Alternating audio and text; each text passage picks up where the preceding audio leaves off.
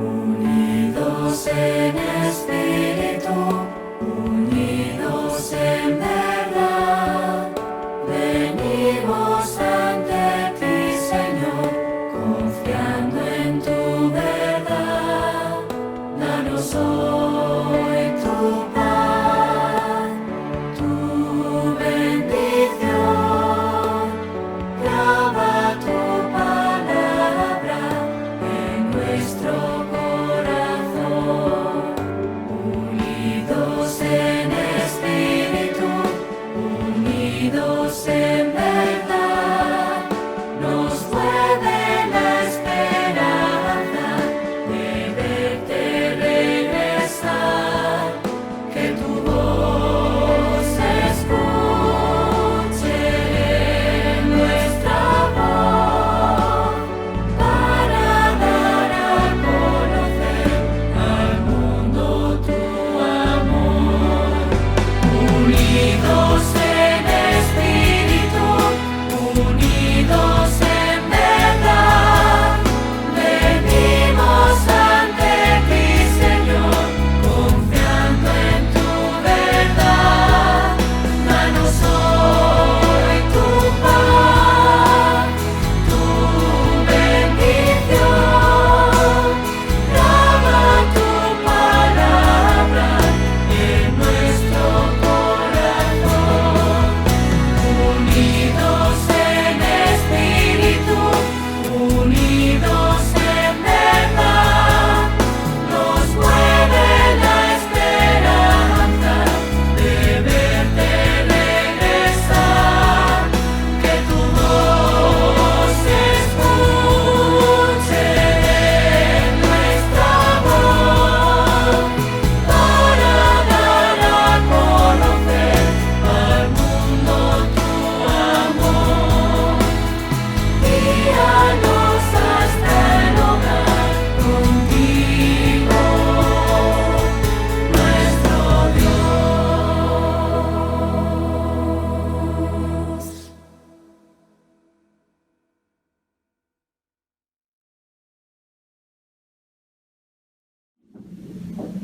Un saludo, queridos amigos y hermanos. Ruego al Señor que realmente lo que vamos a hablar ahora pueda ser de bendición a nivel personal y de una forma especial a nivel de las familias. Va a ser un tema sobre la familia especialmente. Y bien, hermanos, os invito ahora a que busquéis en Segunda de Reyes el capítulo 12 y vamos a leer a partir del versículo 5.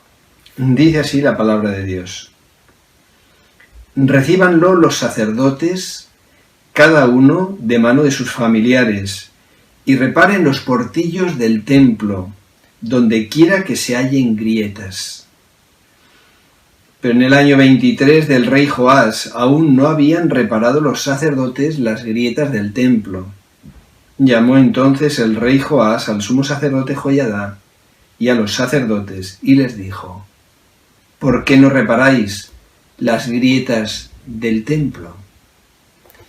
El título de la reflexión que nos va a acompañar en esta ocasión es Grietas que amenazan ruina. En este caso, en el texto que acabamos de leer, evidentemente se está hablando de grietas físicas, grietas que se producen en las paredes, en este caso del templo. Bueno, la figura de la grieta, ¿verdad? Si nosotros nos levantamos por la mañana y vemos una grieta, y sobre todo una grieta más o menos manifiesta en una de las paredes importantes de nuestra casa, pues nos vamos a alarmar, porque una grieta no es como un pequeño desconchadito, no es que la pintura haya saltado, es que una grieta nos puede dar información respecto de que puede haber un daño importante en lo que es la estructura de la casa. La grieta es una figura fuerte. Bien, en este caso, como decimos, es una imagen física, una grieta real, pero os invito a que ahora busquéis en Isaías capítulo 30, porque aquí se va a hacer un uso del término grieta, pero ya de forma simbólica. En el capítulo 30 leemos el siguiente versículo. Dice el versículo 13 de este capítulo: por tanto será este pecado como grieta que amenaza ruina, extendiéndose en una pared elevada, cuya caída viene súbita y repentinamente. O sea que aquí ya está utilizando la figura de una manera simbólica. La grieta, habla aquí, nos refiere pecado, error cometido. Y a mí me gustaría que en esta ocasión podamos hablar de 7 grietas. Lo haremos de una forma somera, pero 7 grietas que pueden amenazar de ruina a una familia, a un hogar. Quiero decir que estas grietas de las que vamos a hablar son grietas que no están extraídas de ningún libro, sino de la experiencia en terapia que haya podido tener a lo largo de los años. Por lo tanto, no puedo evitar que muchas veces, al hablar de alguna grieta en concreto, pues pueda venirme hasta el rostro las situaciones que algunas personas han vivido. O sea, son grietas muy reales, grietas que nos pueden servir en esta ocasión pues para hacer una reflexión cada uno de nosotros en relación con nuestro hogar. Y vamos a ir mencionando, desde la primera hasta la séptima, de una forma sucesiva, estas grietas, que no es que sea más importante la primera que la última, más bien la última es la más importante, pero esas 7 grietas suelen presentarse en alguna medida cuando una familia tiene dificultades. Bien, la primera grieta le vamos a dar el nombre de superficialización de la relación.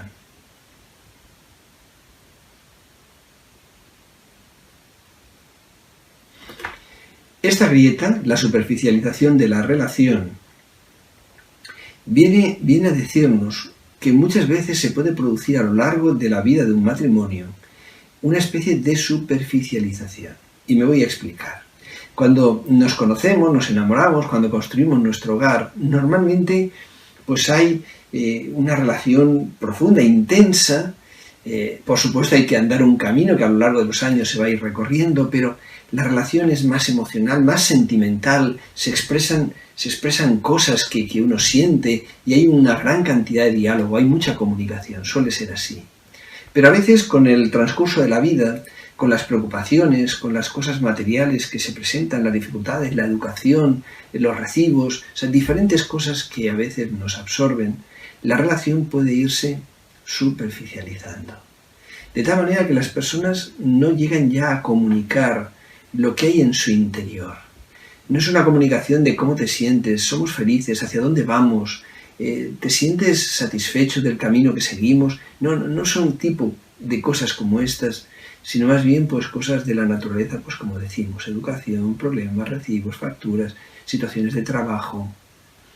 Hemos podido ver, eso los profesionales hemos podido constatarlo en las estadísticas que tienen que ver con la familia, que hay 2 momentos fundamentales en los que hay un índice más alto de divorcios y separaciones. Suele ser en el primeros años del matrimonio, y eso es porque las expectativas respecto a lo que es la vida en pareja muchas veces no son las adecuadas, y a veces hay autoengaños o engaños, y luego también cuando se llega a la edad de más o menos 60, 62, 58 años. ¿Por qué?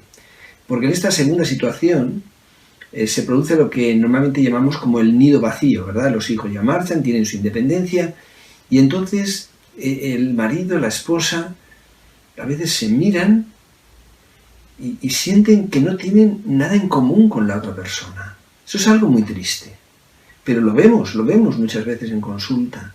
Quizás han mirado más hacia los hijos, han mirado más hacia los problemas, han mirado más hacia a lo mejor hacia la televisión, y se han mirado muy poco a sí mismos, quiero decir, el uno al otro.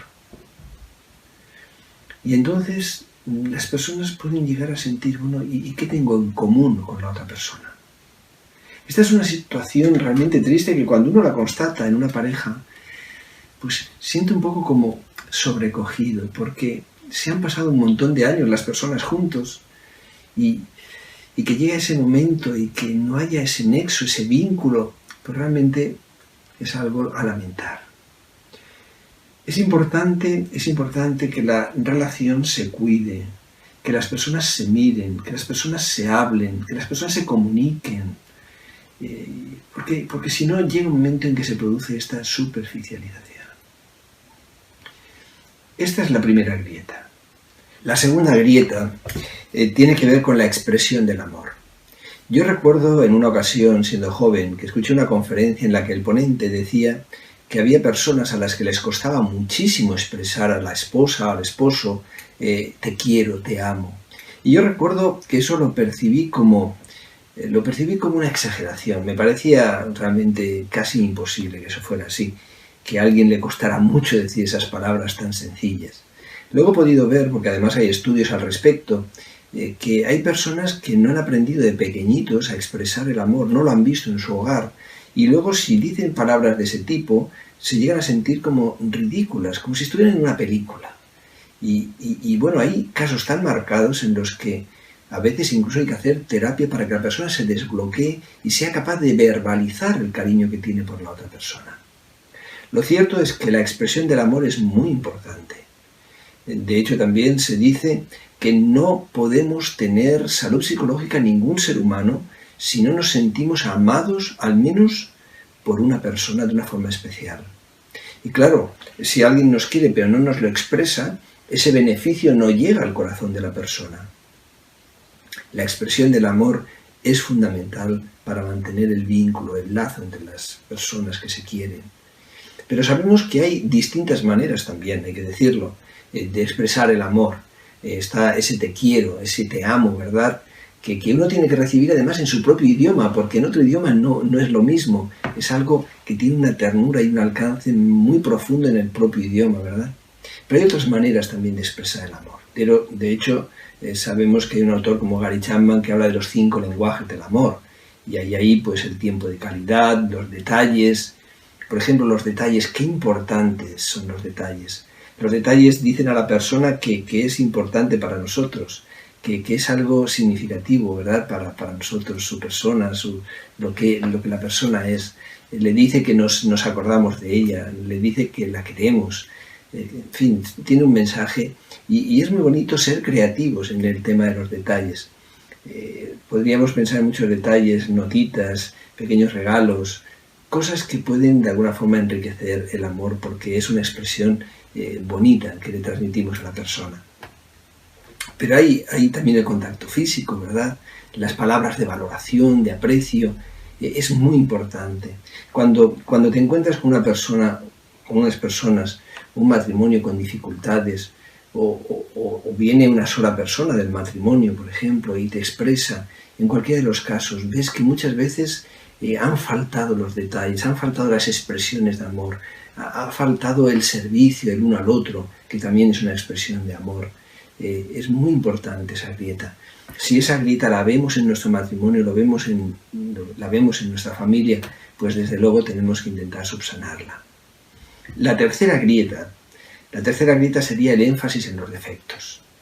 Esta es una grieta que también podemos ver mucho en consulta. La tercera grieta, esta grieta del énfasis en los defectos, es demasiado abundante. Y es que a veces las personas tenemos la tendencia a enfatizar los defectos de la otra persona. Y cuando hay problemas, ¿cuántas veces las personas se están reprochando, se están recriminando, están recordando los fallos, los errores que tiene la otra persona?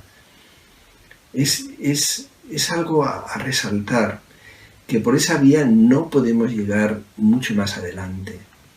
Yo recuerdo una experiencia de un pastor al que llegué a tener un gran aprecio. Él ya falleció, era muy mayor.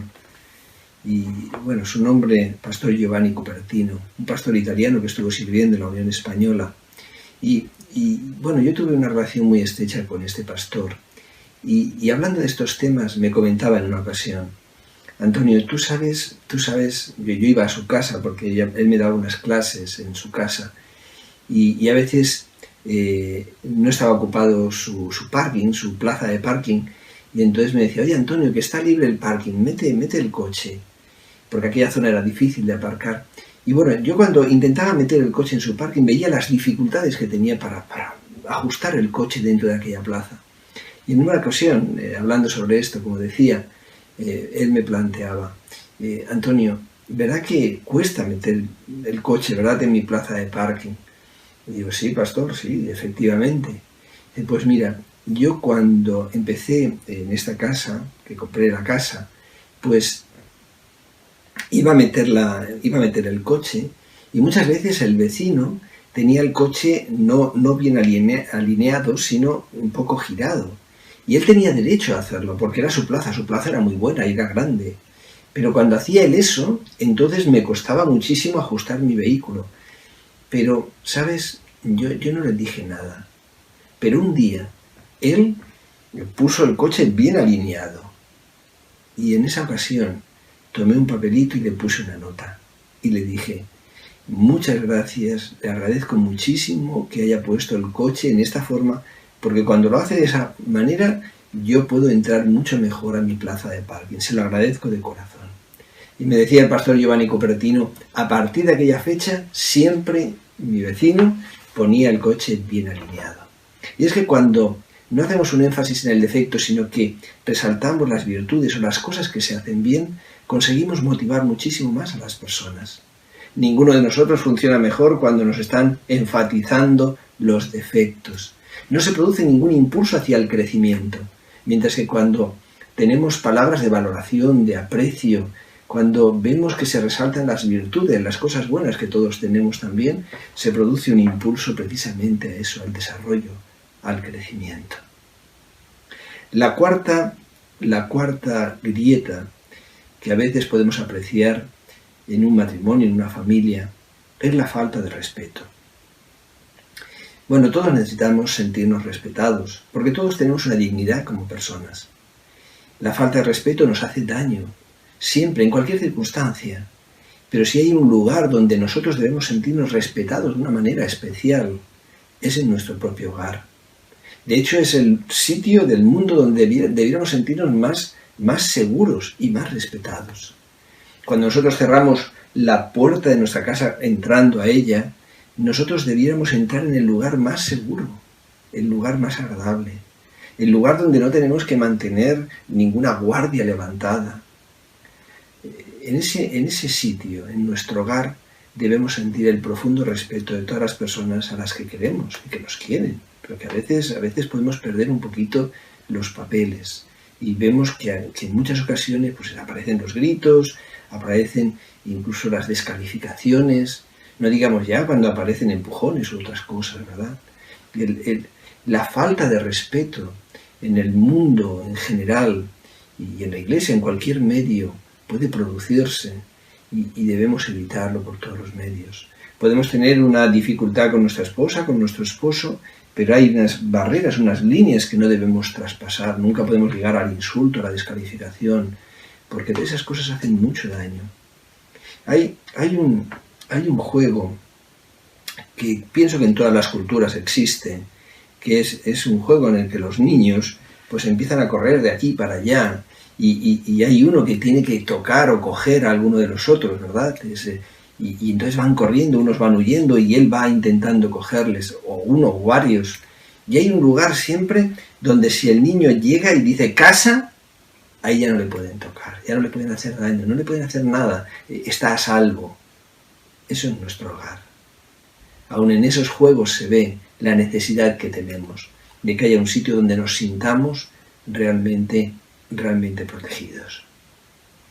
Hay otra grieta también que podemos ver, que es el daño en la intimidad. Todos nosotros, ¿verdad? La intimidad, y hablo ahora ya de la sexualidad, la intimidad en la pareja, es algo tan importante, tan valioso, es un regalo de Dios, es algo maravilloso que Dios nos ha dado para que la podamos disfrutar en el marco del matrimonio. Pues bien, a veces podemos ver que hay grietas en ese punto, ¿no? Y hay dolor, hay sufrimiento, y lo que sería un motivo de gozo, y debe serlo, porque es un regalo, como decimos, de nuestro Dios, pues se convierte en un motivo de dolor. el enemigo de las almas, Satanás, ha utilizado muchísimo el sexo, la intimidad, de una forma mala. Y eso lo vemos con los jovencitos. Yo, he trabajado muchísimos años en servicios de urgencias. Hemos visto niños prácticamente jovencitos que venían en la madrugada a buscar esa pastilla del día después para evitar el embarazo. Y hoy en día se favorece muchísimo la promiscuidad y la precocidad sexual, y eso hace mucho daño.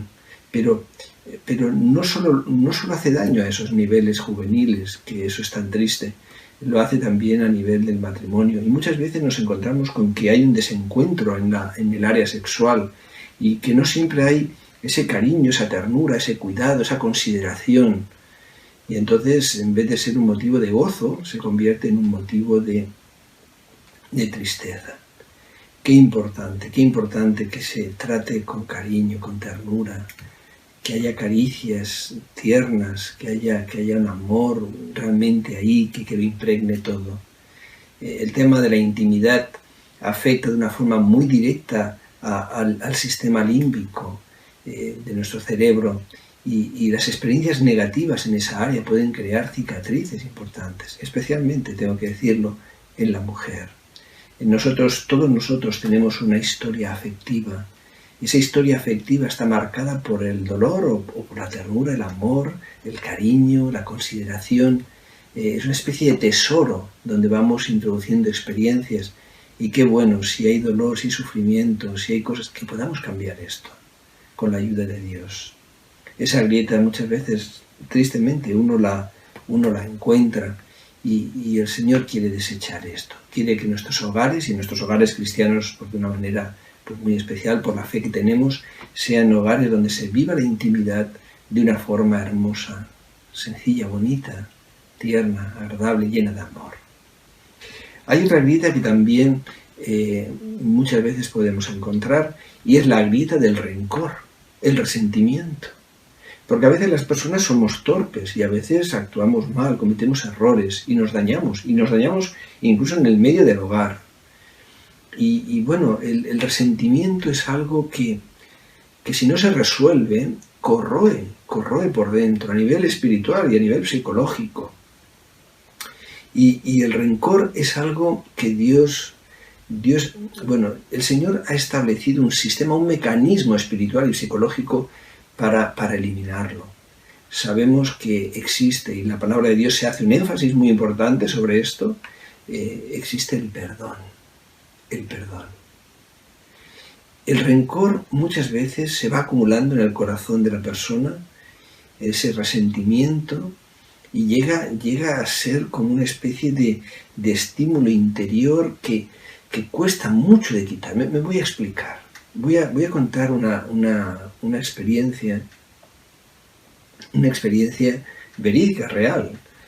Dos personas habían peleado, habían discutido, eran dos mujeres en este caso, y una de ellas, después de la discusión, tuvo la sensación de que no le había dicho todo lo que quería decirle a la otra persona. Y cuando llegó a casa, tomó una hoja de papel, un bolígrafo, y empezó a escribir lo que entendía que no le había dicho. La persona que recibió esa carta, según iba leyendo, pues se sentía indignada, un fuego interior pues subía por dentro de ella, ¿verdad? Esa persona, en vez de destruir esa carta, en vez de quemarla, en vez de tirarla, lo que hizo fue doblarla bien y colocarla dentro del armario. ¿Sabéis? Cuando esa persona pasaba el tiempo y ese rencor, ese resentimiento se iba atenuando, entonces lo que hacía era ir a la carta, al armario, coger la carta, y entonces otra vez volvía a reactivar ese sentimiento. Porque el rencor llega a introducirse en los mecanismos psicológicos de la persona, y parece que es un energizante, y hablamos de ello y giramos en torno a ello. Es muy importante que a nivel general esto lo resolvamos. Jesús en la cruz perdonó, incluso a los que no le pedían perdón. Y nosotros debemos seguir el ejemplo de Jesús. El rencor muchas veces incluso lo racionalizamos. Pensamos, es que lo que me ha hecho es muy fuerte, o me lo ha hecho varias veces, o no me ha pedido perdón, etcétera, etcétera. no dejemos que nuestra alma, nuestra mente caiga en la trampa del rencor. El perdón es como los riñones para el organismo físico. El perdón es el sistema a través del cual depuramos todas las toxinas emocionales que pueden acumularse por el daño. Tengo que decir, en el ámbito de la familia y en el ámbito matrimonial, que perdonar no significa vivir con la persona que te hace daño. Si entendemos que la persona que nos está haciendo daño persiste o lo que ha hecho es demasiado grave, en fin, el perdón no quiere decir convivir, pero yo tengo que perdonar. Siempre el perdón tiene que estar presente en la experiencia espiritual y psíquica, psicológica de una persona y especialmente de un cristiano. Y llegamos a la última grieta, que es la grieta más importante. La grieta más importante porque es la falta, y eso lo vemos continuamente a nivel de parejas que tienen situaciones de conflicto, de dificultad, es la falta de vida devocional, de lectura de la Biblia, de oración, de vida en la iglesia, o sea, la falta de cultivar la espiritualidad en el hogar. Cuando nosotros realmente tenemos una vida devocional, es mucho más difícil que aparezcan las otras grietas. Pero cuando aparece esta grieta, prácticamente es muy fácil que otras surjan también, ¿verdad? De hecho, la imagen de la grieta es una grieta y suelen haber luego grietas secundarias también que se van generando ahí. Bueno, esta grieta es muy importante, muy importante. Y de hecho, cuando yo tengo delante un matrimonio con dificultades, si ese matrimonio está dispuesto a seguir una serie de indicaciones sobre su vida devocional, el pronóstico de esa pareja es muchísimo mejor. Eso lo vengo constatando a lo largo de decenios, porque ya soy mayor, llevo ya bastantes años trabajando en el área de familia y he podido constatarlo, he podido verlo con toda claridad. Ahora imaginemos, hemos visto 7 grietas, hemos hablado de la superficialización de la relación, hemos visto la falta de expresión del amor, el énfasis en los defectos, la falta de respeto, el daño en la intimidad, el resentimiento y finalmente la falta de vida devocional. Imaginémonos que cualquiera de nosotros vemos en esta reflexión que hay alguna grieta que ahí se está manifestando. ¿Qué hacer entonces? ¿Qué debemos hacer? En realidad, podríamos empezar hablando de qué no tenemos que hacer. Y para explicarme mejor, vamos a buscar en la palabra de Dios. En Ezequiel, capítulo 13, se utiliza una figura bien interesante y que nos puede llevar a una importante reflexión. Capítulo 13 de Ezequiel. Aquí se menciona a unas personas que están construyendo una pared y que no está bien hecha esa pared, y entonces la recubren con lodo suelto, dice el texto. Versículo 10. Por tanto, por haber extraviado a mi pueblo, diciendo paz, no habiendo paz. O sea, la realidad es que no había paz, pero decían que la había. Y ahora es cuando utiliza la figura. Porque cuando uno edifica una pared a la ligera, los otros la recubren con lodo suelto. Lo que está diciendo es que hay una pared mal hecha, pero luego la revocamos, la enlucimos, la tapamos con lodo suelto, con cal, con cemento, y entonces aparece perfecta. Dice el versículo siguiente, di a los recubridores con lodo suelto, que se caerá. Está diciendo que la apariencia no sirve, que si tenemos problemas, si realmente constatamos que hay grietas en nuestra situación familiar, tenemos que abordarlas, tenemos que resolverlas, tenemos que buscar ayuda. Pero no basta con mantener la apariencia, no basta con que los demás no se enteren. Muchas veces los matrimonios se rompen porque se ha mantenido una situación agrietada durante tiempo y no se ha buscado ayuda en el momento en que debía haber sido buscada. No nos quedemos con la apariencia, busquemos soluciones. Hablemos con el pastor, busquemos un profesional, tal vez un psicólogo cristiano que pueda entender nuestra fe y el papel que la fe desempeña en la vida matrimonial también.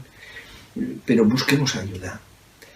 Y aparte de esos pasos, buscando la ayuda de personas que puedan ayudarnos, me gustaría que ahora leyéramos unos textos que se encuentran en Isaías 28.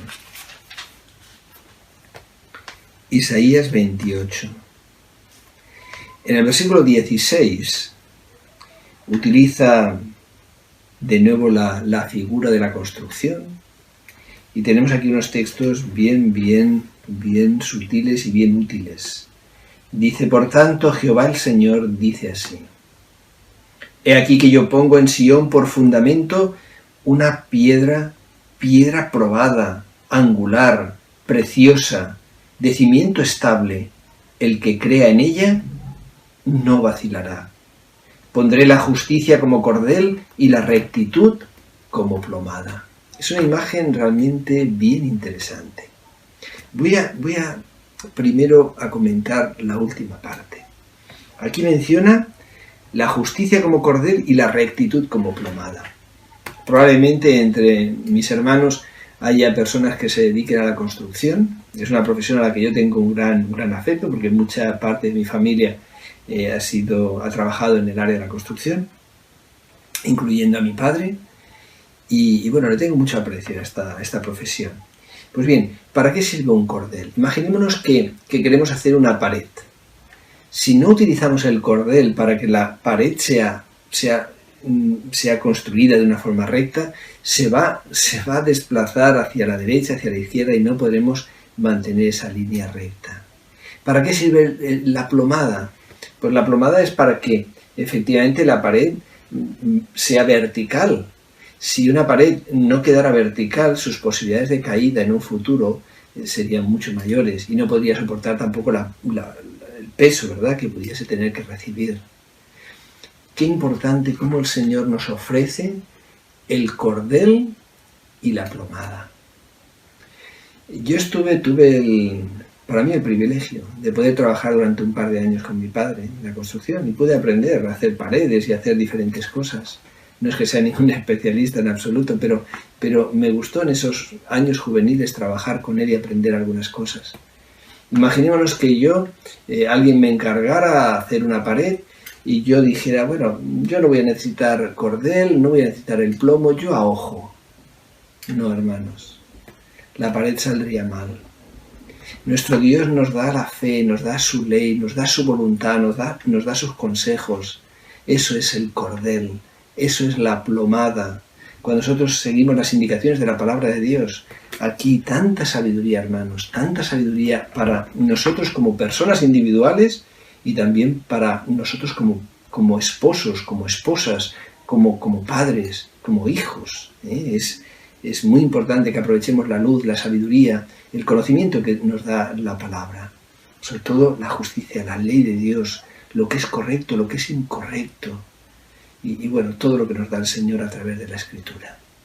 Pero también se nos decía en esta imagen que el Señor dice así: He aquí yo pongo en Sión por fundamento una piedra probada, angular, preciosa, de cimiento estable. El que crea en ella no vacilará. Qué bonito. Está dándonos, Jesús es la roca, es el cimiento sobre el cual se puede construir. Y permitidme para concluir, en relación con esto, una ilustración. Imaginémonos que hay una zona cerca de nuestra iglesia, por ejemplo, allá donde os encontráis, y hay un descampado, una zona libre de construcción, pero un día pasáis y veis que hay maquinaria pesada que está sacando tierra, y hacen, bueno, un gran boquete en el terreno.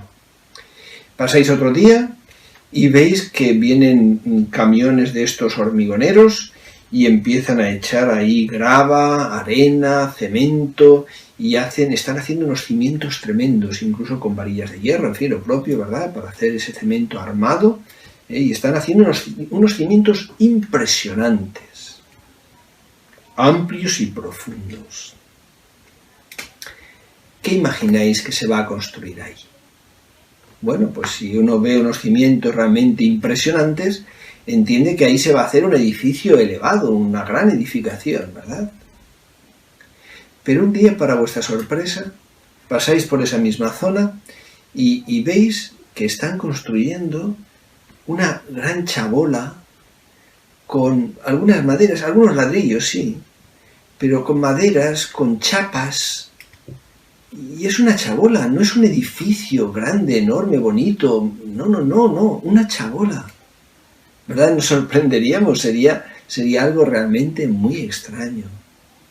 Si hay unos grandes cimientos, lo normal es que luego haya un gran edificio. ¿Por qué digo esto, hermanos? Porque nuestro Dios nos está ofreciendo el cimiento más estable, más importante que existe en el universo, que es nuestro propio Jesús. Es su amor, es la fe, es su voluntad. Claro, el texto dice, el que cree en ella no vacilará. Es un cimiento estable, hermanos. Entonces nuestro Señor, que nos da ese cimiento, quiere decir que nos está diciendo también que cree que con su ayuda podemos construir un gran edificio, un edificio realmente hermoso, consistente, estable, un lugar donde podamos ser felices y podamos crecer como personas, como esposos, como esposas, como hijos, como padres. Que el Señor nos ayude, hermanos, para que realmente hagamos un análisis de nuestra vida. Lo necesitamos a nivel personal, por supuesto, pero también a nivel familiar. Y que si hay alguna grieta de las que hemos mencionado, busquemos ayuda, sobre todo nos aferremos a la palabra, nos aferremos a nuestro Dios, porque Él tiene sabiduría para nosotros y también fuerza para vencer. Que Dios os bendiga mucho a todos.